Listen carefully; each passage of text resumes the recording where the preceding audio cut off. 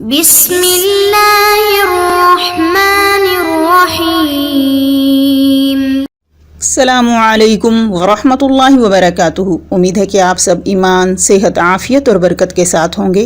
آج ہم شمائل ترمذی کا سبق نمبر 11 پڑھیں گے، تو سب سے پہلے حدیث کی عبارت دیکھ لیجئے۔ بسم اللہ الرحمن الرحیم۔ وبه قال حدثنا ابو عمار الحسین بن حریث الخزاعی قال حدثنا علی بن حسین بن واقد قال حدثني ابی قال حدثني عبد الله بن بریدة قال سمعت ابی بریدة يقول جاء سلمان الفارسی الى رسول الله صلی اللہ علیہ وسلم حين قدم المدینة بمائدة علیها رطب فوزعها بین یدی رسول اللہ صلی اللہ علیہ وسلم فقال یا سلمان ما هذا فقال صدقۃ علیک وعلی اصحابک فقال ادفعها فإنا لا نأکل الصدقۃ قال فرفعها فجاء الغد بمثله فوزعه بین یدی رسول اللہ صلی اللہ علیہ وسلم فقال ما هذا یا سلمان فقال هدیۃ لک فقال رسول اللہ صلی اللہ علیہ وسلم لأصحابہ ابسطوا ثم نظر إلى الخاتم على ظهر رسول اللہ صلی اللہ علیہ وسلم فآمن به وكان لليهود فاشتراه رسول الله صلی اللہ علیہ وسلم بكذا وكذا درہما وعلى أن يغرس لهم نقلا فيعمل سلمان فيه حتى تطعم فغرس رسول الله صلى الله عليه وسلم النخلة إلا نخلة واحدة غرسها عمر فحملت النخل من عامها ولم تحمل النخلة فقال رسول الله صلى الله عليه وسلم ما شأن هذه النخلة فقال عمر يا رسول الله صلى الله عليه وسلم أنا غرستها فنزعها رسول اللہ صلی اللہ علیہ وسلم فغرسها فحملت من عامه۔ اب یہاں پر دیکھیے، عبداللہ بن بریدہ رضی اللہ تعالی عنہ فرماتے ہیں قال سمعت ابا بریدہ، سمعت فعل ماضی، انا فاعل، میں نے ابا بریدہ کو سنا، یقول فرماتے ہوئے، اب یہ حال ہو گیا ہے بریدہ کا کہ کیا فرماتے ہوئے سنا، جاء سلمان الفارسی، اب سلمان فاعل، جاء کا اور فارسی یہ ان کی نسبت ہو گئی، یعنی کہ تشریف لائے سلمان فارسی الی رسول اللہ صلی اللہ علیہ وسلم، نبی کریم صلی اللہ علیہ وسلم کے پاس یا نبی کریم صلی اللہ علیہ وسلم کی طرف، حین قدم المدینۃ بمائدۃ علیہا رطب فوزعها۔ اب ہینا سے وقت بتایا جا رہا ہے، قدیمہ یقدم کا مطلب ہوتا ہے دور سے آنا، تو قدیمہ ہوا فاعل جو کہ سلمان فارسی کی طرف چلا گیا، اور حین قدم المدینۃ بمائدۃ جس میں یہ بتایا جا رہا ہے کہ جس وقت وہ آئے مدینہ ایک دسترخوان لے کر۔ اب یہاں دسترخوان سے کیا مراد ہے؟ تو یہاں پر دسترخوان سے مراد گٹھڑی یا سامان ہے جو وہ لے کر آئے تھے۔ مدینہ مفعول ہے قدیمہ کا۔ اب آگے مائدہ کی صفت بیان کی جا رہی ہے، علیہا رطبن، یہ پورا جملہ صفت بن گیا مائدہ کی، علیہا خبر مقدم، رطبن مبتدا مؤخر۔ رطبن کہتے ہیں کھجوروں کو کہ اس پر کھجوریں تھیں، یعنی کہ دسترخوان پر کھجوریں تھیں۔ فوزعها، پس انہوں نے اس کو رکھا، فوزع یزع رکھنا ہوا فاعل جو کہ سلمان فارسی کی طرف چلا گیا تھا، ہا مفعول ہے یہ مائدہ کی طرف چلا گیا۔ فوزعها بین یدی رسول اللہ صلی اللہ علیہ وسلم، انہوں نے اپنے دسترخوان کو، یعنی کہ اس دسترخوان کو جس کو وہ لے کر آئے تھے، نبی کریم صلی اللہ علیہ وسلم کے سامنے رکھ دیا۔ فقال، نبی کریم صلی اللہ علیہ وسلم نے فرمایا، یا سلمان ما ھذا، اے سلمان یہ کیا ہے؟ ما استفہام، مبتدا، ھذا خبر۔ فقال، سلمان فارسی نے جواب دیا، صدقۃ علیک وعلی اصحابک۔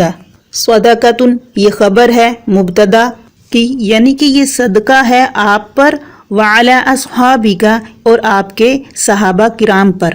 فقال، نبی کریم صلی اللہ علیہ وسلم نے فرمایا، ارفعها، رفع یرفع، ارفع انت فاعل امر کا صیغہ ہے، یعنی کہ اٹھا لو، اور ہا جو ضمیر ہے یہ مائدہ کی طرف چلی گئی، یعنی دسترخوان کو اٹھا لو۔ فَإِنَّا لَا نَأْكُلُ الصَّدَقَةَ، ہم صدقہ نہیں کھاتے۔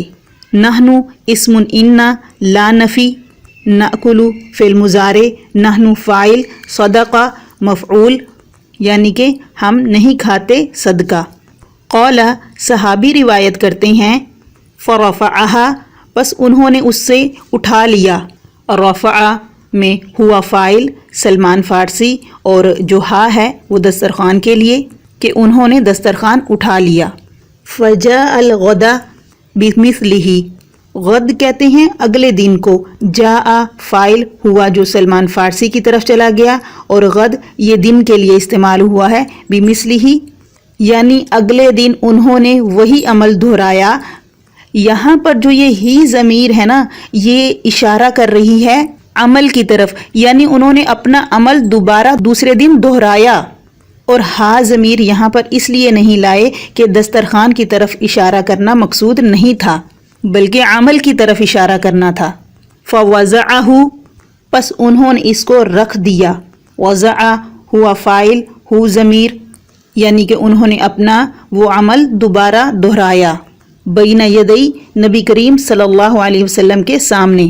فقال ما ھذا یا سلمان، نبی کریم صلی اللہ علیہ وسلم نے فرمایا اے سلمان یہ کیا ہے؟ فقال، سلمان فارسی رضی اللہ تعالی عنہ نے فرمایا ہدیۃ لک، آپ کے لیے تحفہ ہے۔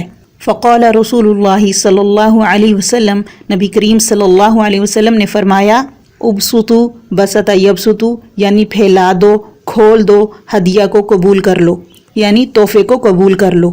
ثم پھر فآمن بہ، یعنی کہ حضرت سلمان رضی اللہ تعالی عنہ ایمان لے آئے۔ ثم پھر نظر کا فاعل ہوا جو سلمان فارسی کی طرف چلا گیا۔ الی الخاتمی، یعنی سلمان فارسی نے مہر نبوت کی طرف دیکھا۔ علی ظہری، نبی کریم صلی اللہ علیہ وسلم کی کمر مبارک پر۔ فآمن بہ، پس وہ نبی کریم صلی اللہ علیہ وسلم پر ایمان لے آئے۔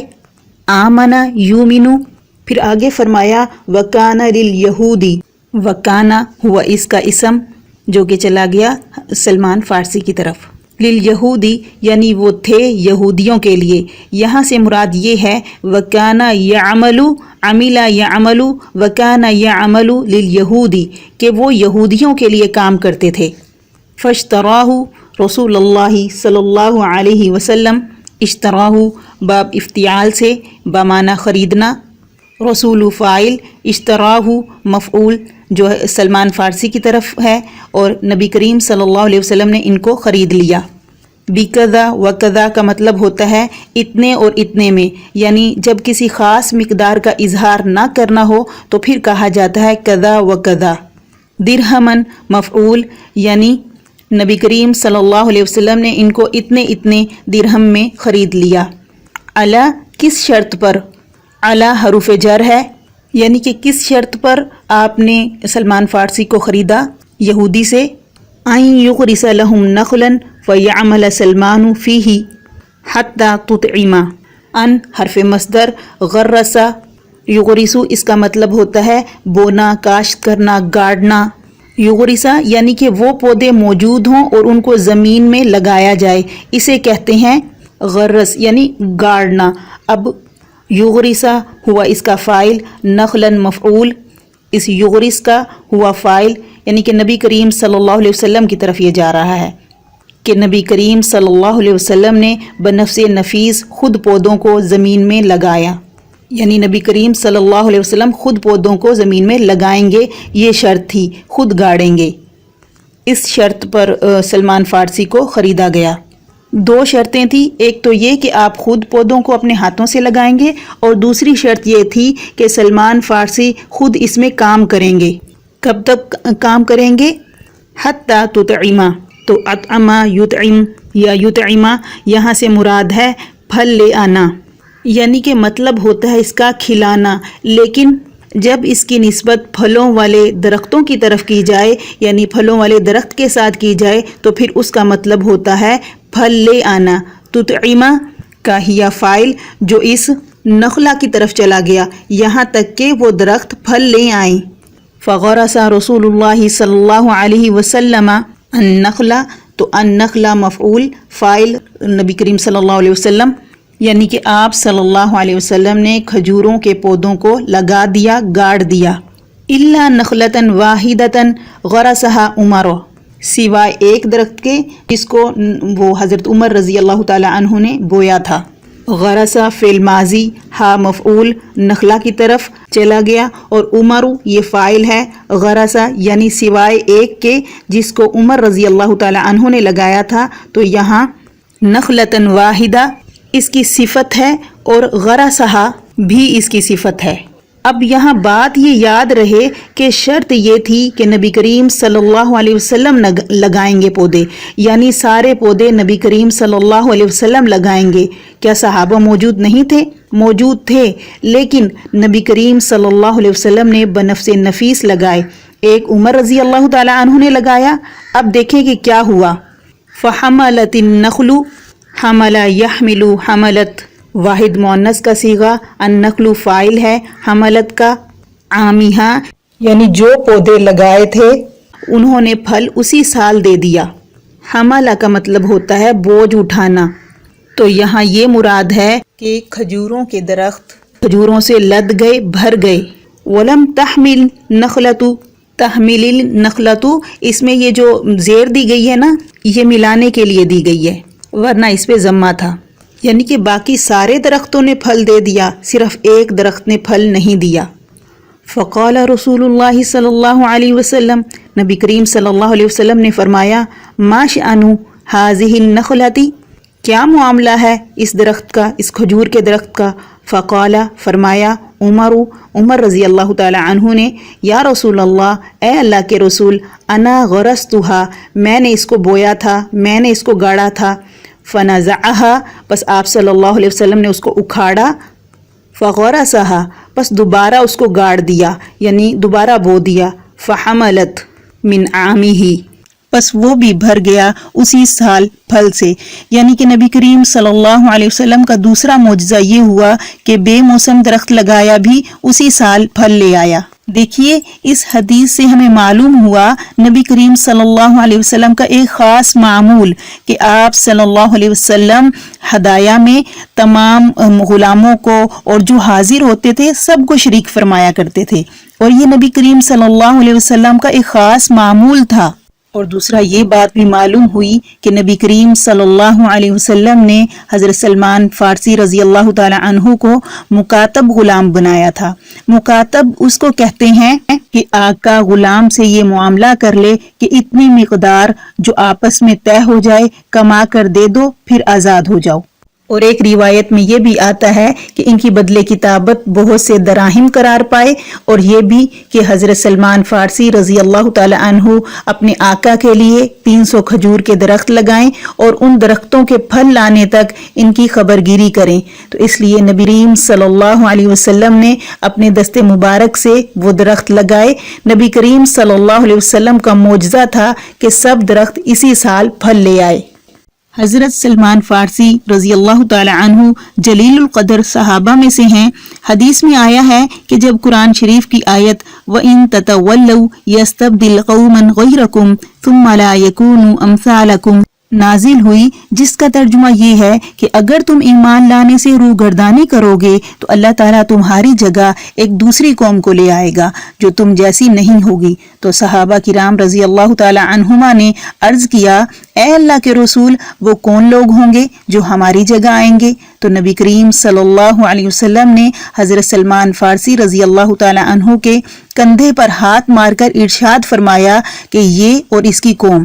ایک حدیث میں آیا ہے کہ حضور صلی اللہ علیہ وسلم نے ایک مرتبہ ارشاد فرمایا کہ اس ذات کی قسم جس کے قبضے میں میری جان ہے، اگر ایمان سریا پر معلق ہوتا، سریا ایک ستارے کا نام ہے، تو یہ بلندی کی وجہ سے آپ صلی اللہ علیہ وسلم ارشاد فرما رہے ہیں کہ اگر ایمان اتنی دور ہوتا، یعنی سریا ستارے پر بھی معلق ہوتا، تو بھی فارس کے لوگ یعنی سلمان فارسی کی قوم کے لوگ اس کو وہاں سے بھی لے لیتے. سبحان اللہ. اللہ رب العزت نے حضرت سلمان فارسی رضی اللہ تعالی عنہ کو کیا عظیم شان عطا فرمائی کہ خود نبی کریم صلی اللہ علیہ وسلم بھی ان کی تعریف بیان فرما رہے ہیں. اور اس قصے سے یہ بھی معلوم ہو گیا کہ شمائل کی روایت میں نبی کریم صلی اللہ علیہ وسلم کا حضرت سلمان رضی اللہ تعالی عنہ کو خریدنا اسی لحاظ سے کہا گیا کہ ان کا بدلے کتابت نبی کریم صلی اللہ علیہ وسلم ہی نے ادا فرمایا اور اپنے دست مبارک سے درخت لگائے اور خود ہی اپنے پاس سے وہ سونا عطا فرمایا جو بدل میں قرار پایا تھا. حضرت سلمان فارسی رضی اللہ تعالی عنہ فرماتے ہیں کہ 10 سے زیادہ آقاؤں کی غلامی میں وہ رہے ہیں. غزوہ خندق میں انہی کے مشورے سے خندق کھدوائی گئی، ورنہ عرب میں اس سے پہلے خندق کا کوئی دستور نہیں تھا، نہ لوگ خندق کو جانتے تھے. آج کا سبق مکمل ہوا. انشاءاللہ اگلے سبق کے ساتھ پھر حاضر ہوں گے. والسلام ورحمۃ اللہ وبرکاتہ.